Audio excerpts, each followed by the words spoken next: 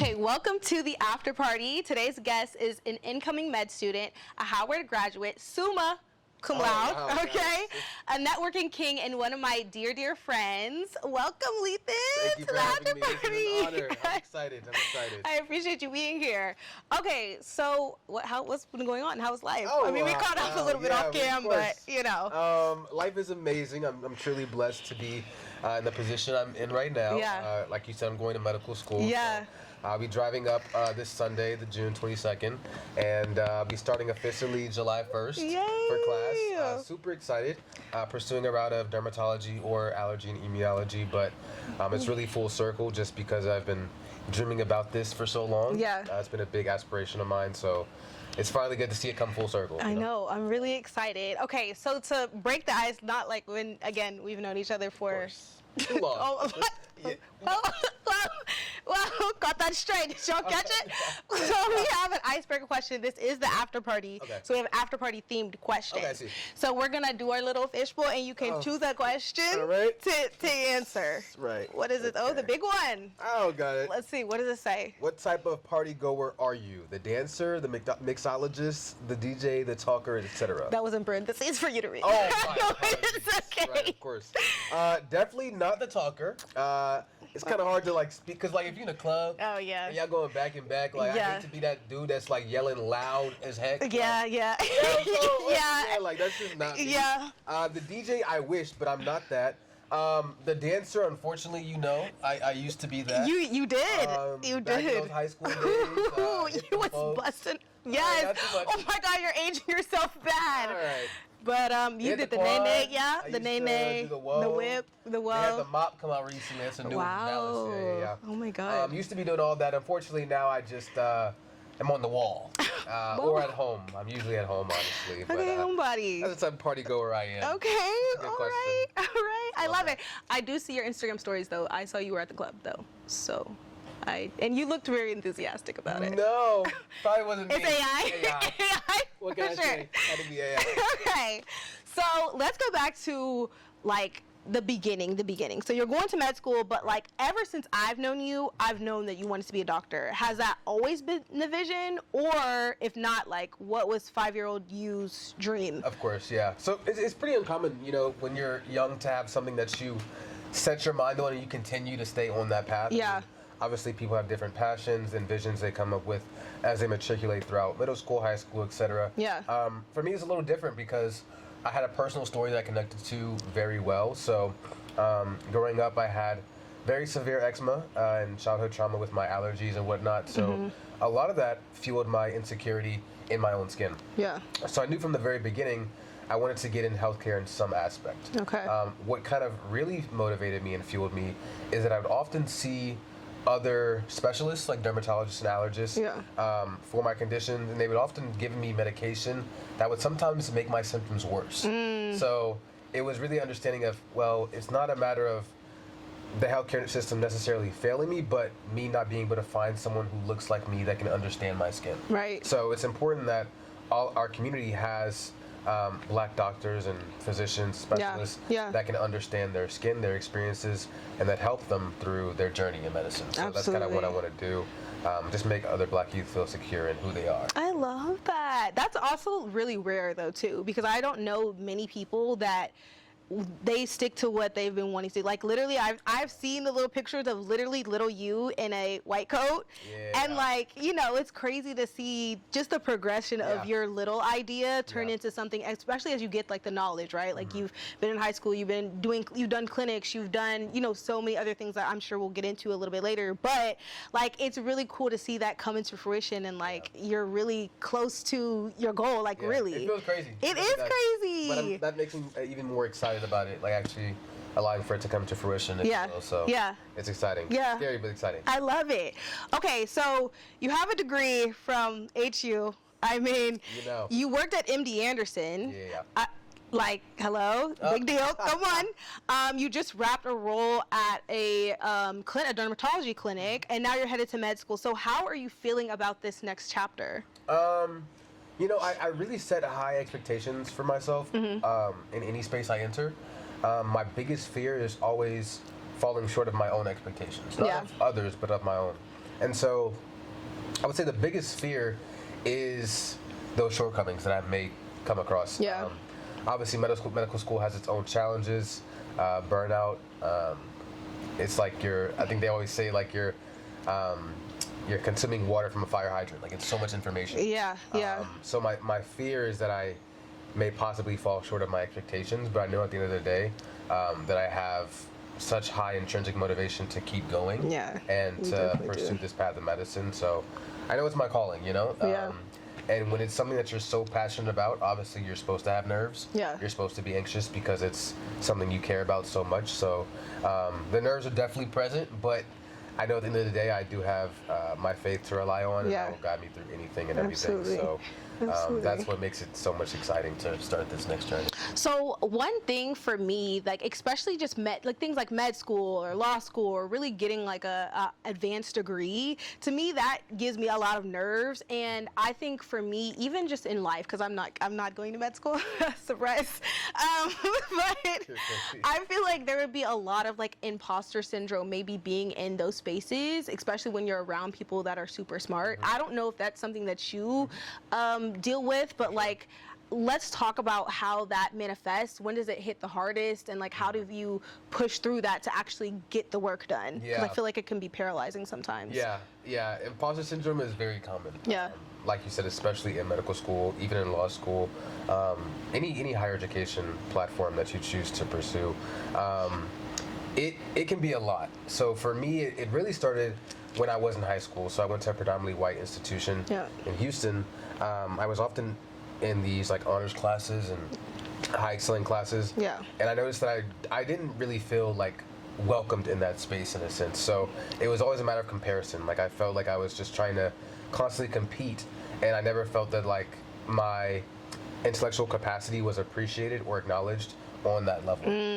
And so it was always a matter of like, well, I just feel like I don't fit in a sense. Like I feel like I can't match up to their level of expertise, because it was a very rigorous high school. When I went to Howard is when I actually felt like a little bit more welcomed, a lot more welcomed actually. And that's why I have so much love for Howard, because it allowed me to appreciate being around like-minded individuals that understood my experience academically and personally. So it was a lot better when I went to Howard.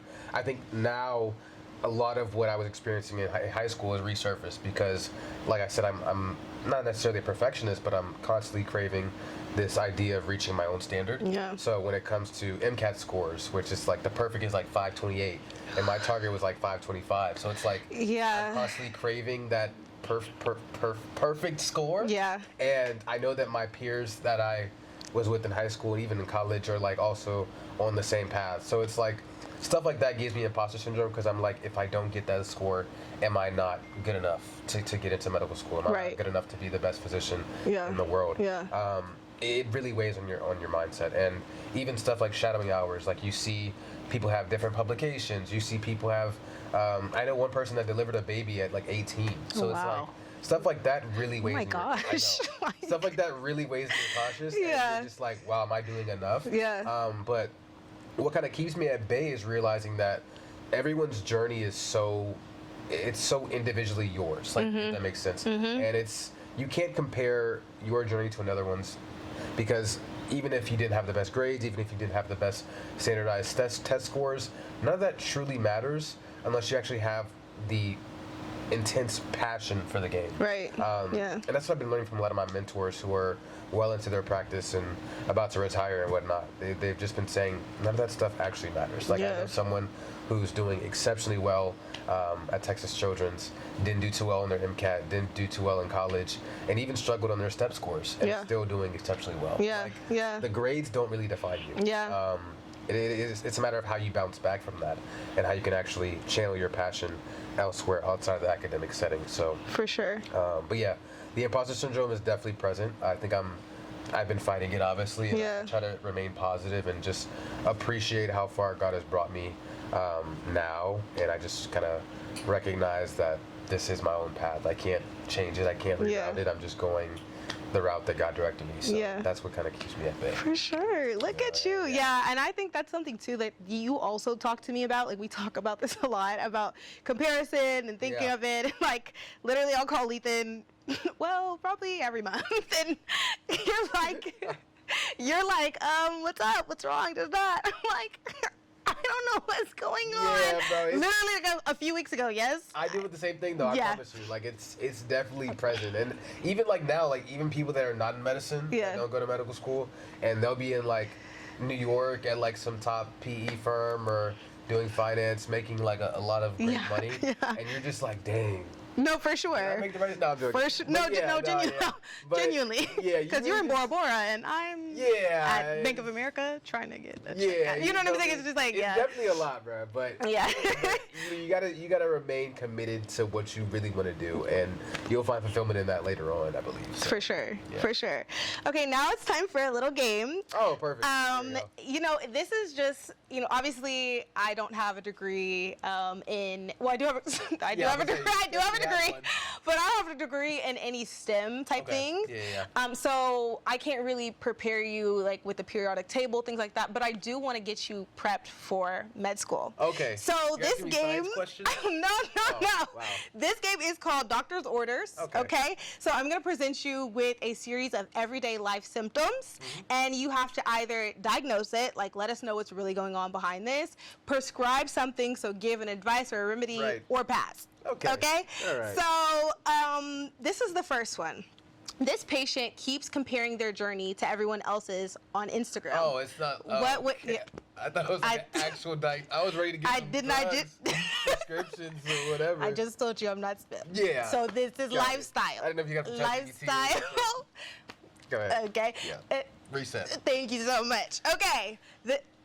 No, I was waiting because I was literally looking. I'm like, so what symptoms? You thought I was gonna be like, she has bumps on her back. Yeah, like I'm like, all right, so what did she take? This is more for like wisdom, because I feel like you are a very wise guy. That was good though. That was. Thank you. You saw what I said. You know what I'm saying? No, it's okay. Right, and action. Okay. This patient keeps comparing their journey to everyone else's on Instagram. What would you prescribe, diagnose, like what would you say to them? That's good. Yeah, I would definitely advise them to deactivate. Sure. Sometimes you, as a great artist said, close the blinds, get out the shade room.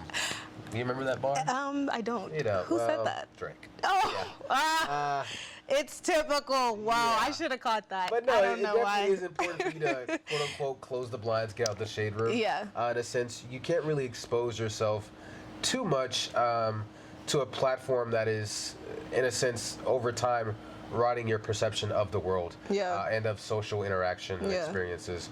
I think what really gets on my mind a lot is how like intensely focused we are on Instagram or social media as a source of our dopamine. And so the most important thing I started doing was like at the beginning of the day, the first hour, I don't actually get on social media.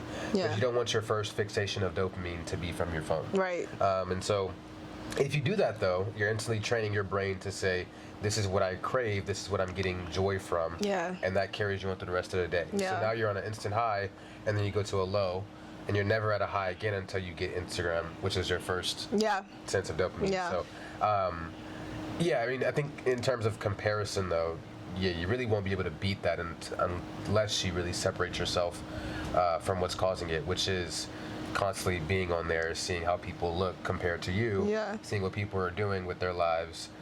Like you said, Bora Bora, if someone's there when you're there, it's different. You never know what the story is or what the situation is. So, for sure. You can't really just make an assumption based off what people are posting on social media, because none of it is real. Yeah. Like, it really is. Yeah. Some people do it for likes and views and what's it called? Shares. And other like algorithmic metrics that they do it for, but none of it really matters. Yeah, like it's all temporary. It is. Yeah, it's all an illusion. I think the most important thing is to just simply be in the present. Yeah. If you can do something to get away from the phone and actually be intentional with how you're living on a daily basis, that's the best way to separate yourself from this idea of comparison. On Instagram. Yeah, I think that's true. Thank you, doctor's orders. Yep. Okay, now we have another one. Okay, This one is this patient wants to switch paths, but is scared of starting over. What would we prescribe? What would we diagnose that as? Or any advice? Scared to start over. Yeah, there's that's actually, it's funny, offline we had talked about a book, The Who Moved My Cheese. Yes. And it was about basically adapting to the reroutes that happened. It was really good. Yeah, I love that. Yeah, it was really, really good. You finished it? Yes, I did. Wow, I did. I'm on my second book now, too. He got me 3 books because this is something that I was personally dealing with. But it was, keep going. It was really good, and I will be rereading. But yeah, that's the number one book I advise to people that are kind of going through a reroute phase. Yeah. Whether it is with a major that you have been in for 2 years or 3 years, and you're like, wait a minute, I want to switch.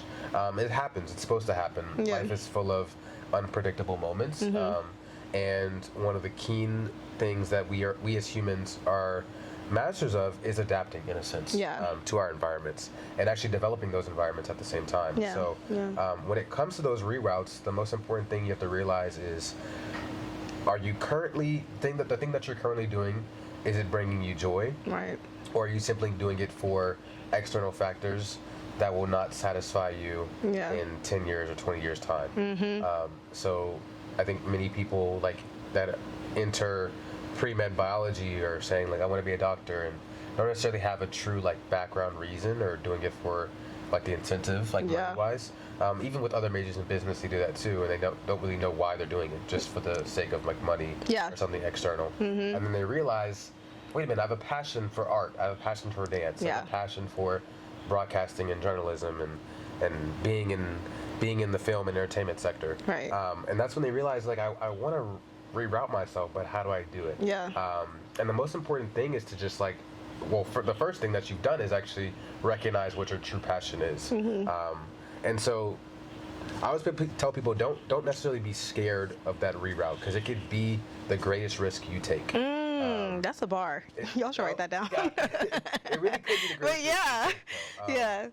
And I think after that moment of recognizing what you really want to do, the next steps would be finding people that are professionals in that space to get advice from and counsel from on your next steps moving forward. But don't believe it's impossible. Like everything was quite literally impossible until somebody made it possible. Yeah. So we never even believed that we would have phones that you can communicate on with from someone across the world. And then even people now dream of like flying cars, and it's in the works. Everything was literally impossible until someone made it possible. So in that same capacity, use that same ideology when you're transferring routes or switching to a different field or whatever the case may be. You can still be the very best at what you do, no matter what the situation is. Yeah, for sure. Okay, so we're going to flip gears a little bit and talk about something that I'm really excited that you're doing, which is Hampton Health. Oh, wow. Give us a rundown of like what it is, what you're doing, and what made you want to start it. So the page is Hampton Health. Yes. It's on Instagram. At Health Hampton. Dot Health. Health. Yeah, Hampton Health. Follow. So basically, I started it. Wow. When did I start? Like March, April, around that time, basically. Yeah. The purpose of it was to basically like document my journey throughout medical school and beyond, but also shed light on current health disparities, current health problems, news, articles, anything, literature reviews, just news and science in general, and just to allow people to stay informed of what's going on in the world, for sure, healthcare-wise. And obviously, 2 things I'm really passionate about, which is just Medicare and Medicaid legislation. I obviously want to speak a lot on that as well, especially with the new administration that's coming in and making changes to it as well. So that's kind of what gave me the impetus to start it, along with a little push from my mentor. But I definitely want to grow the page. Like, I think it'll be difficult to maintain it, but I'm still committed to posting some content here and there. Yeah. Eventually doing scholarships for kids in STEM and kids that want to pursue medical school. Or friends that just want a little bit of cash, you know what I mean? There you go. But, definitely, that's good. That's really good. But, so that's kind of what I want to grow it into, and just kind of keep a document of, like, my full journey in medical school, the ups and downs. I really want to be transparent. Like, I want to let people know, like, about my failures, too. Because I feel like sometimes with what I've seen on content pages, you just see the ups. Yep. And it's like I want people to like fully know that I'm not perfect. Like, Yeah. bro, I still fail. Like, Yeah. I still don't do well. Like whether it's GPA or standardized test scores, like I'm not perfect. I want people to see that fully and actually relate to it and be like, okay, well, if he can, get this score or get this low or still fail and still succeed at the same time, like it's possible. For sure. And one thing that I really like about the page is that you really break it down. So we obviously know I'm not a STEM person, but you break it down in a way that's digestible to everyone, and I think you do a great job of that. So, okay, going off of that, what you've done a lot. And you are just, honestly, I say this all the time, like, you're such just a dynamic person. And, obviously, this is... Twin them. This is my twin. Like that. So, I guess as we close, what would be some advice that you would have for somebody who's inspired by you and wants to walk in a similar path? Well, I mean, that's because you're assuming somebody's inspired by me. Seriously, people are, I think, and I think this is for everyone though too, is that like there are people that are watching, right, and like they are inspired by even if it's like bits and pieces, right? Like, you be talking about, mitochondria powerhouse of the cell. You know what I'm saying? I don't understand that. But like, I'm inspired by your drive, your ambition, like just all of those things. And like, that's why I always call and like talk to you about like, hey, how do you get there? But like, what would be something like for you that you would think, or just like a general piece of advice? Yeah, I guess I would say make sure you're giving more fuel to your ambition in a sense. So within healthcare, like, certain things that kind of keep me even more motivated is being around other professionals, shadowing other professionals, just getting in that space to begin with. So when I had finished at MD Anderson doing like brain cancer research, I went to dermatology clinic as a medical assistant and doing a lot of insurance stuff as well. But when I was there, I was handling like very expensive tier 5 medications, and I would call patients on the phone to like make sure they got it or speak with them about their insurance or appeals and PAs. And there's so many times people would cry to me on the phone, like just expressing their own pain and struggle and trauma with like a lot of their symptoms. And I have never been that close, in that field before. To where you can like hear someone cry on the phone, or even like you see them in person and their tears are on your scrubs. Stuff like that is crazy to me. And it made me even more passionate about getting into medicine. For sure. That fueled my ambition. So make sure that whatever you're pursuing, you're always around it in some type of way. Even in my network, there's this conference or event I went to under Black Health Connect, just a space of like networking with other Black professionals and people in healthcare. Outside of work, outside of anything, I just wanted to go. Like stuff like that kind of keeps me still in the circle of healthcare, still fueled and motivated to be a great physician. So that's what I would advise for people that kind of, if you do see what I'm doing and are somewhat inspired by it, to still be immersed in the same aspect. Whether it's law, it doesn't matter if it's healthcare or law or, it's technology, engineering, whatever it is. Surround yourself with people that are in that same circle, I would say. Definitely. Well, Lethan, we've come to a close. This is great. Thank you so much for being here and for sharing your knowledge and just for being like just such a great guy, good person. This just actually isn't the end, because now I have a question for you. This is great. I didn't tell you that. Yeah, you didn't. I want everybody to know how special Mackenzie is. Oh gosh. I just really like her energy is so radiant, and that's why it's like I'm really honored to be here, just because I love being around your energy. I love supporting anything that you create or do, because I know it's going to take off and go crazy. I want to ask you a question for the audience so they know where you're coming from. Like, actually. Which is what was the impetus, and why did you feel the need to create this space? Oh, that's a great question. Thank you. Well, I think just because, and we've had multiple conversations, but it's been over a year since I've graduated, and there are there's a few conversations talking about like the in between, and I also think I'm friends with a lot of people who are doing a lot of different things, and so I think it's important to shed light on this is what life looks like, and also it looks different for every single person. And so not only is it just putting it out there for the world, also giving a platform for people that I know and who I want to highlight their stuff, but also for me too. Like these conversations that we are having, I honestly need to continue to have these conversations because it's easy to compare. It's easy to think that you're falling behind and you don't really know what's going on. And so I thought this would be a great place and a great space to do it, especially with people who are willing and able to share their stories, shed light on some things as well. So just making it more of an open forum and an open conversation,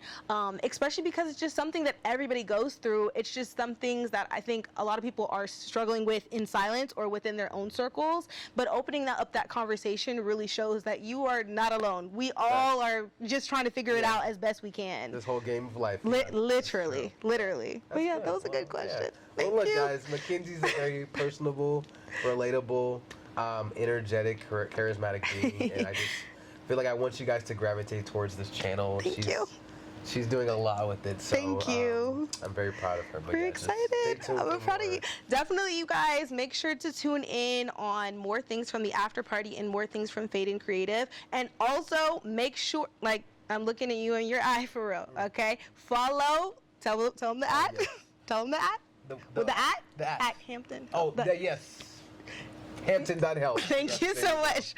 And we'll see you in the next one. Bye, y'all.